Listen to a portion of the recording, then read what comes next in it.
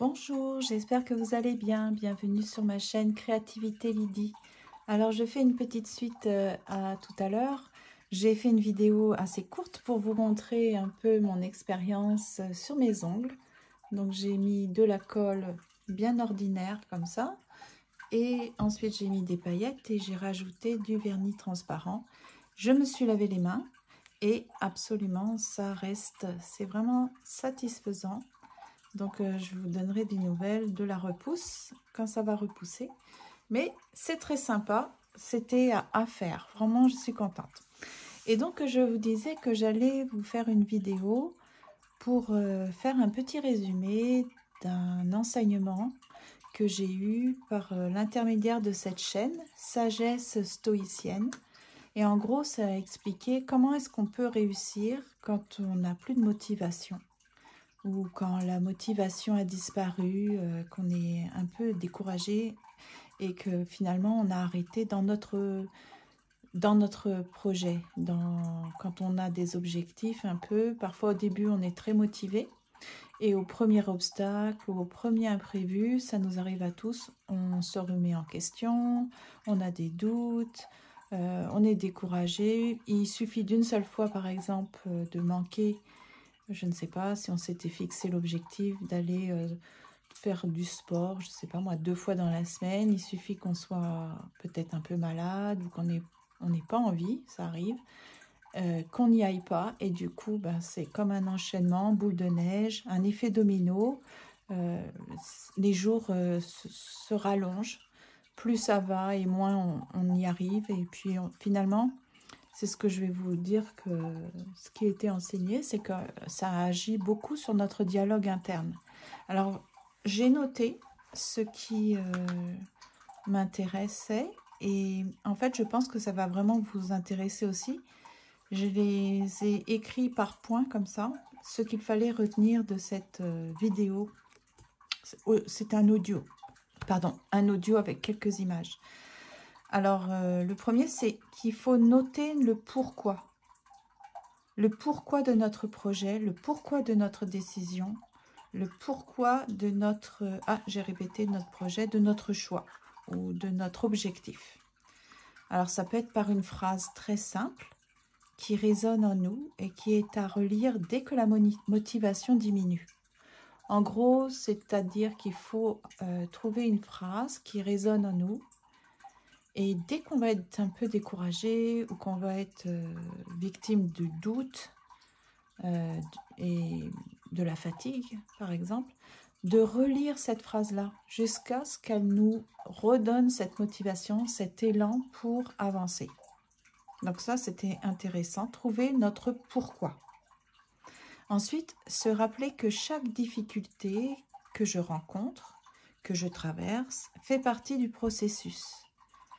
Les difficultés nous rendent plus forts et plus résilients. Parce que si c'était trop facile, finalement, ça ne serait pas vraiment un objectif, un défi, un challenge. Ça n'aurait pas beaucoup d'intérêt. Donc, quelque part, il faut changer notre regard sur les difficultés. Ensuite, il est normal de faire des erreurs, de trébucher. Ce qui compte, c'est la manière dont je me relève et dont je continue à avancer, avec patience et persévérance. Je ne suis pas en compétition avec les autres, je suis sur mon propre chemin. Je suis aussi mon propre chemin. Ça, on peut faire un jeu de mots. Je vois que j'ai fait quelques fautes, donc là je change, voilà. Ensuite, l'autre point, c'était je fais attention à mon dialogue interne. Si j'abandonne, mon dialogue interne sera que je ne suis pas capable, que c'était trop difficile pour moi. C'est comme si, par exemple, dès qu'on va abandonner, on va entendre la voix dans notre tête qui va dire « Bah tu vois, tu n'es même pas capable. Pour qui tu t'es pris? Pourquoi tu t'es fixé tel objectif? Tu vois bien, c'est la preuve. Tu abandonnes dès qu'il y a un obstacle. Tu es vraiment une bonne à rien. » Donc, attention à ça. Ensuite, une solution. J'ai beaucoup aimé, c'est la même chose que pour le pourquoi, je l'ai écrit en gros parce que je trouvais ça très très pertinent. C'est la discipline. Donc, mon humeur et ma motivation ne doivent pas impacter mes pas, mon avancement. Donc, il nous faut être disciplinés. La discipline transforme nos actions en habitudes et les habitudes deviennent des succès. Donc ça, c'est très important. Par exemple, si vous avez décidé d'aller, je ne sais pas, c'est comme mon cas, au minimum 2 fois par semaine à la piscine. Si par exemple, je n'ai pas envie, je me sens fatiguée, etc., je laisse tomber les excuses et je dis non, c'est écrit, ça doit être accompli. Un peu comme les pharaons, vous savez, c'est dans mon programme, je dois le faire. Donc, en général, au début, c'est dur, il faut se forcer, il faut s'obliger. Mais après, on est tellement satisfait de nous quand on a affronté la difficulté, qu'on a surmonté nos excuses ou notre manque de motivation. On est fiers de nous. Donc, ça vaut la peine.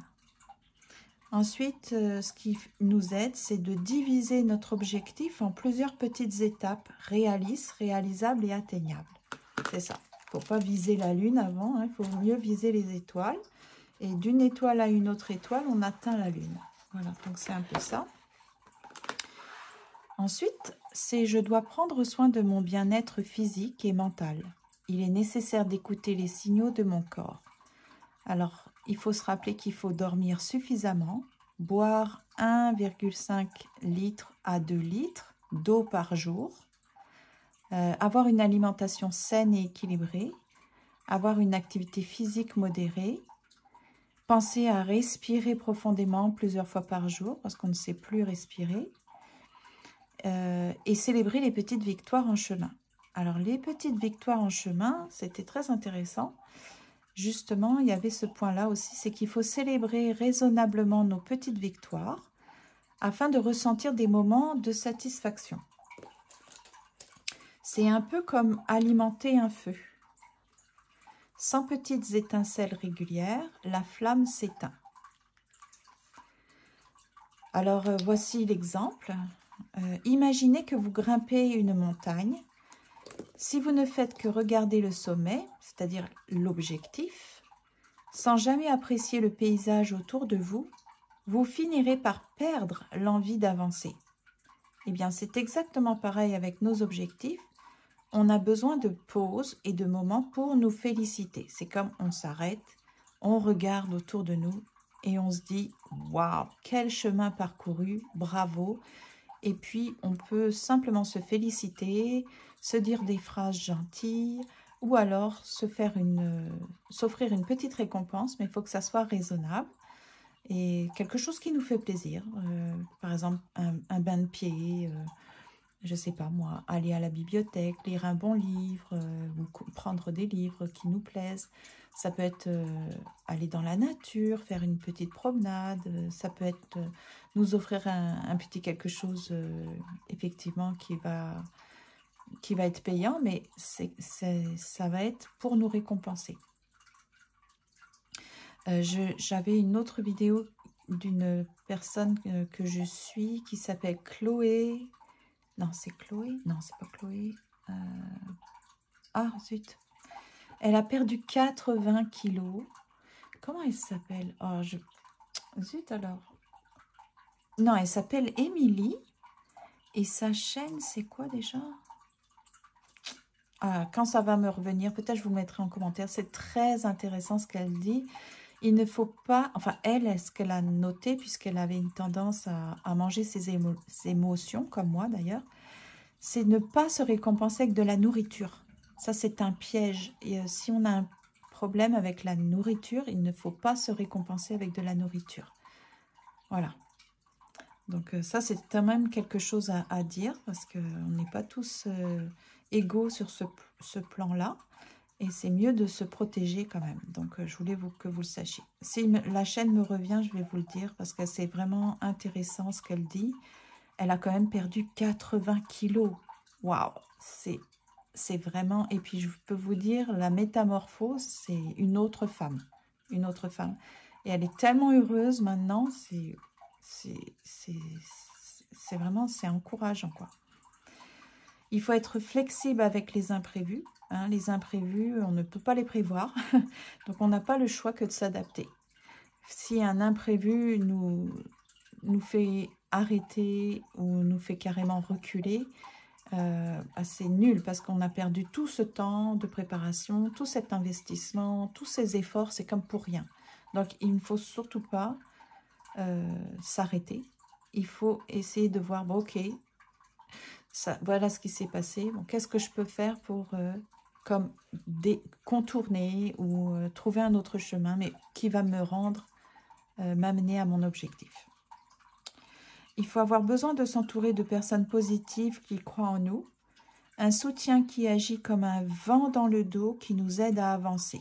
Hein, ce n'est pas un vent qui nous souffle dans le plein de visage et on ne peut même plus ouvrir les yeux, on ne peut même plus respirer. C'est comme, ça nous amène à même tomber.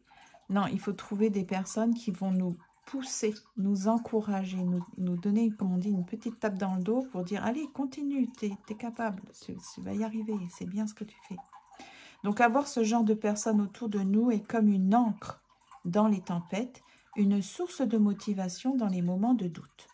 Alors, tout ça étant dit, maintenant, moi, j'ai envie de le représenter de façon un peu créative. Parce que ça, c'est l'écrit. Mais maintenant, au niveau visuel, j'ai envie de le représenter. Alors, ce n'est pas important si ce que je vais faire va être beau. Ce n'est pas l'objectif. Ce que je veux, c'est représenter mes objectifs comme des montagnes. Ici, je noterai quels sont mes objectifs. Éventuellement, dans les vallées, je pourrais noter quels sont mes obstacles. D'accord? Donc, je vais faire de l'écriture après, puis ça c'est personnel, donc je ne vais pas le partager. Mais sinon, vous pouvez faire ça, vous tracez des montagnes, vous écrivez les objectifs. Éventuellement, dans le creux des vallées, vous écrivez quels sont les obstacles que vous avez dû affronter déjà. Ensuite, on peut se représenter comme un joli océan. Moi, j'ai envie de mettre un beau bateau.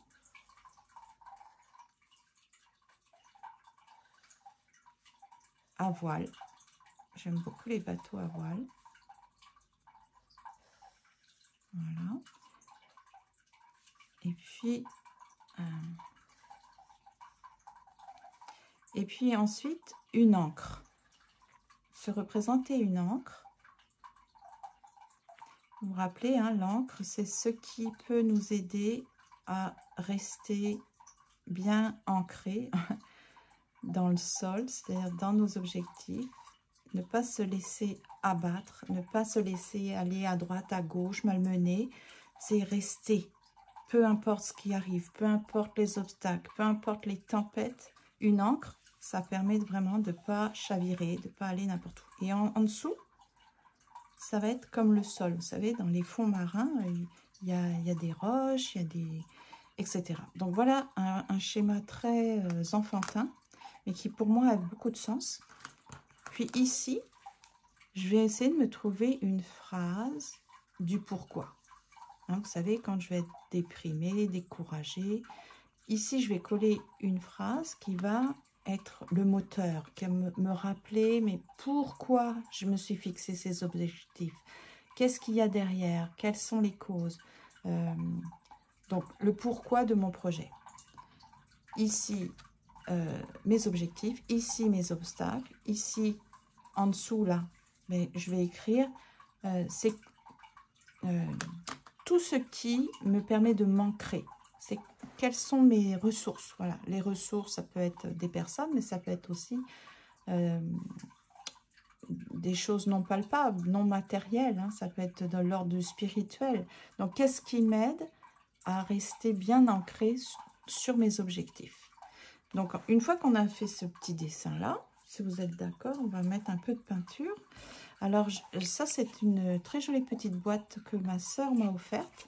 Vous la trouvez à Action. Elle est géniale. Je ne peux pas croire qu'on trouve ce genre de petite boîte à Action. Regardez comme c'est cute. Et en plus, les couleurs sont superbes. Je me suis fait un genre de... Je vais vous montrer ça. Je me suis fait un genre de... Comment ça s'appelle déjà? Un nuancier. Avec les couleurs de cette petite boîte. Alors, c'est ici. Est-ce que c'est ici? Oui. Non, ça, c'était métallique. Elle m'a offert aussi de la peinture métallique. Voilà, c'est celle-ci. Regardez, c'est pas moche. C'est joli, hein? Moi, j'aime bien la peinture. Elle est belle. Bon, en plus, c'est sur du papier pas du tout coton. Donc, c'est pour ça que j'étais pas mal contente du résultat. Alors, pour les montagnes, je vais mettre différentes couleurs. Donc, ce que je vais faire, c'est déjà vaporiser un peu d'eau sur ma palette.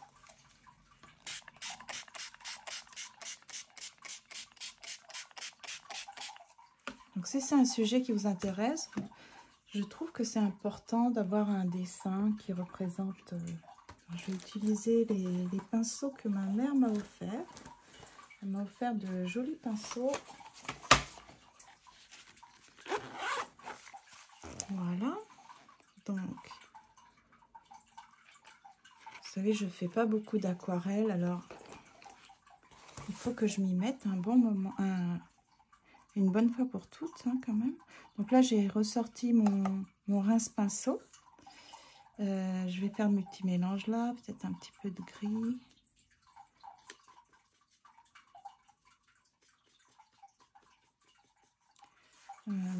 Ça va être peut-être plus en hauteur, comme ça.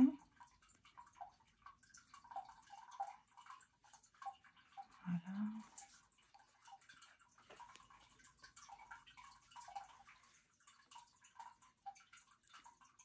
Alors sinon, comment allez-vous? Ça fait un bon moment qu'on n'a pas, comme on dit, jasé. Comment ça va? Comment est le climat? Alors moi, je suis impressionnée par ce climat. Bon, là, ça a un petit peu diminué la chaleur, mais c'est incroyable ce qu'il faisait beau. Alors nous sommes à l'équinoxe d'automne. Alors très intéressant, équinoxe d'automne, qui veut dire qu'il y a autant de... La durée du jour dure aussi longtemps que la durée de la nuit. Donc c'est très intéressant. Et j'ai aperçu, enfin c'est plus qu'apercevoir, c'est j'ai vu ce matin la lune. Donc je dirais, c'est que je dise pas de bêtises, à l'ouest. Et le soleil à l'est. Donc, ils étaient face à face, à l'opposé, face à face. C'était magnifique. Franchement, j'ai trouvé ça absolument magnifique. Donc là, je vais mettre un petit peu de marron. Comme ça, avec un peu de strie pour que... Je ne sais pas si ça va être joli. Comme s'il y avait des roches, vous savez, des... C'est pas hyper régulier, hein.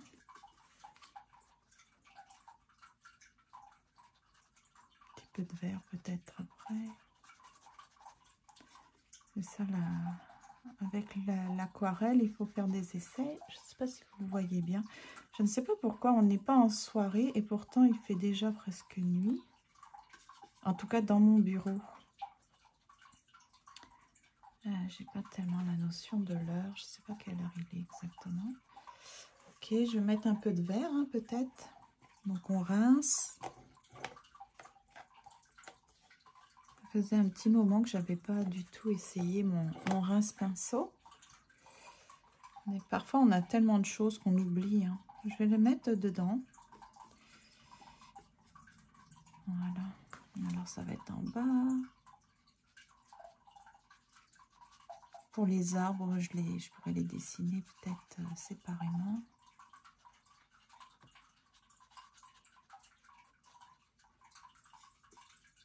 Voilà.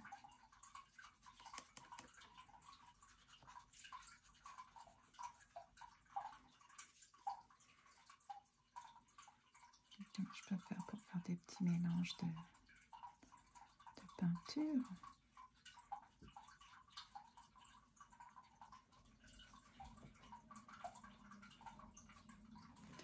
Voilà. Pour la mer, le bleu. Ouf, c'est foncé. Rajouter un peu d'eau. Par contre, c'est trop bizarre. C'est comme une peinture élastique. J'arrive pas, vous voyez, à diluer pour obtenir une couleur plus claire.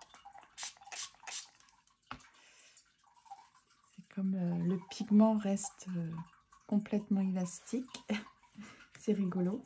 Ok, donc là c'est très très liquide. Ok, je vais faire des mélanges de couleurs pour faire des effets de vagues. Je ne sais pas si je vais être capable de faire ça. Donc là, je vais mettre le plus foncé, peut-être comme ça, sous forme de un peu étagé comme ça, avec un peu de blanc parce que c'est ça les vagues, c'est blanc des fois un petit peu, l'écume quand ça secoue, hein. Alors, si je fais comme ça, un petit peu un mouvement.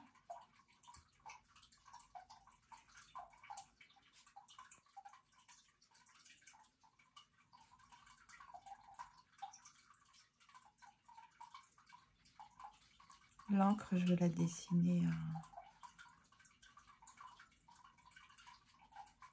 avec un stylo. Et puis, alors en dessous, bah, ça doit être très sombre, hein. Très très sombre. Attends, je vais mettre voilà, du noir dans mon bleu. Ça va être très sombre parce que on ne voit rien. C'est abyssal, comme on dit. C'est sombre. J'aime bien ce petit pinceau, franchement, il retient beaucoup de pigments et d'eau. C'est intéressant. Voilà. Alors, si vous êtes spécialiste dans l'aquarelle, probablement que vous allez dire, mais vraiment, mais qu'est-ce qu'elle fait? Parce que franchement, je sais, je ne maîtrise aucune technique, hein. Mais je ne suis pas là pour donner des tutoriels. C'est pas du tutoriel, hein, c'est juste une petite idée.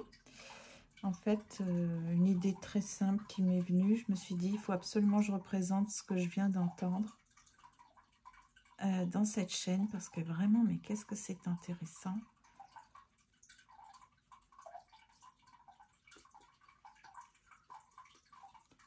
C'est ça. Moi, je suis visuelle, donc si simplement j'écris, ça va pas me suffire. Alors qu'en me représentant comme ça, avec une petite peinture, ça va me revenir à l'esprit quand je vais être reconfrontée à la situation. Voilà. Alors, c'est bien. Le bateau, ben, je vais le faire... ouais, je vais le faire comme peut-être avec des crayons aquarellables parce que ça va être plus facile pour moi. Ici, je vais peut-être mettre un peu de... Qu'est-ce que je pourrais mettre? C'est comme si c'était au loin, mais là, il devrait y avoir un peu de nature. Donc, peut-être... ça m'a l'air à quoi? Ah non, c'est de la turquoise, hein. Donc, ce n'est pas ce que je voulais. Je voulais une couleur verte plus foncée, comme pour préparer une entrée de forêt. Ça, c'est quoi, ça? Ah non, ça, c'est bleu. Ah bah, pourquoi je regarde pas mon nuancier? Ah, à quoi ça sert de faire des nuanciers si je regarde pas? Ah, c'est peut-être parce qu'il n'y a pas vraiment de choix, en fait. Ça, c'est quoi? Ah non, je m'en suis déjà servi. Donc, il faut que je trouve une autre couleur de vert. Ok. Ça, c'est... Est-ce que j'ai du vert là-dedans? Vous savez, c'est mes fameux... Si je fais des choses comme ça fait quoi?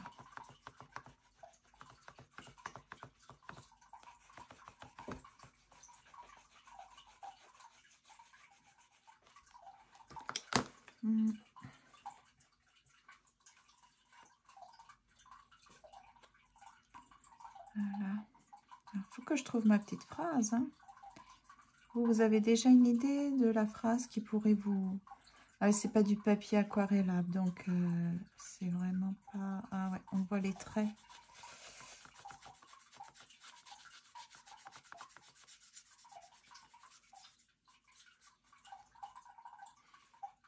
Ça, c'est un peu raté. Un peu beaucoup, même. faudrait que je puisse des... Ah, celui-ci se répartit mieux, c'est trop bizarre. Je puisse dessiner mes arbres après.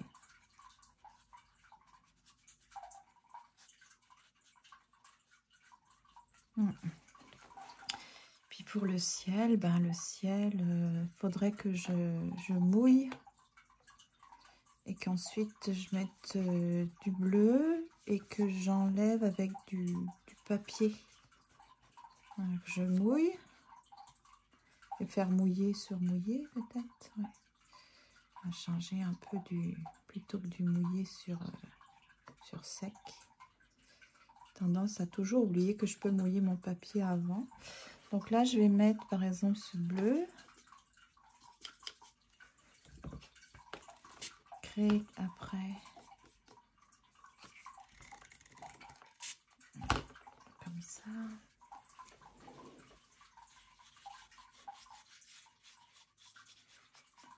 Faire un peu de ciel.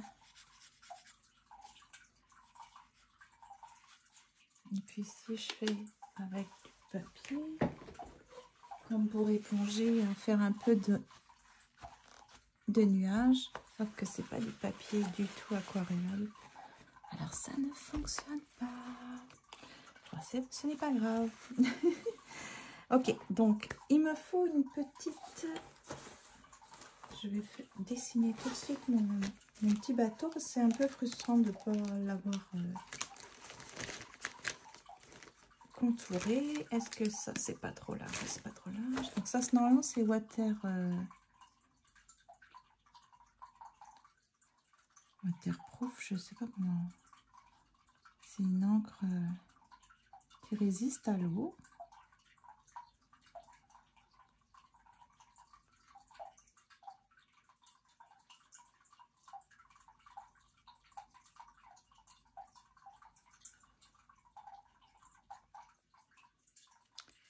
Ok.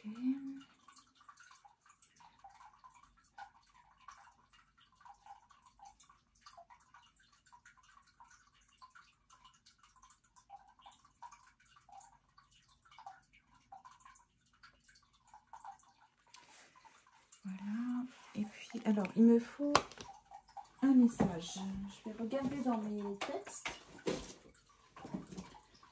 Dans ma petite boîte de mots, hein, voilà. Donc c'est une petite boîte recyclée. J'ai beaucoup de mots là-dedans. Alors, si je fais tout tomber, évidemment. Il faut que je cherche mes mots. Quel genre de mots pourrait m'encourager? Je voudrais... Je sais pas. Il faut que je trouve, hein. Donc ça, je vais peut-être prendre un peu de temps pour la trouver, parce que je pense pas que je vais la trouver comme ça. Je dois réfléchir. Et puis, quand je vais faire une photo, en fait, pour ma vignette, pour ma présentation, ma miniature, vous allez voir le mot. Comme ça, vous allez savoir, parce que je vais trouver mon mot. Je vais essayer de faire quelques petites finitions, parce que, voilà. Et puis c'était ça que j'avais à vous proposer. Donc j'espère que vous avez aimé l'activité, que vous allez la faire de votre côté, parce que je pense sincèrement que ça peut nous aider. Et donc je vous souhaite une très belle soirée. Demain vous aurez la vidéo sur l'écriture guidée. Alors je pense que si je me rappelle bien, c'est sur les relations toxiques. Ensuite, mardi, ça sera l'activité d'art-thérapie. Et là, c'était sur le contraire. Comment représenter son contraire. Et le mercredi, sur la féminité, c'est la suite des défis, hein, avec l'automne et les vêtements. Alors, à bientôt!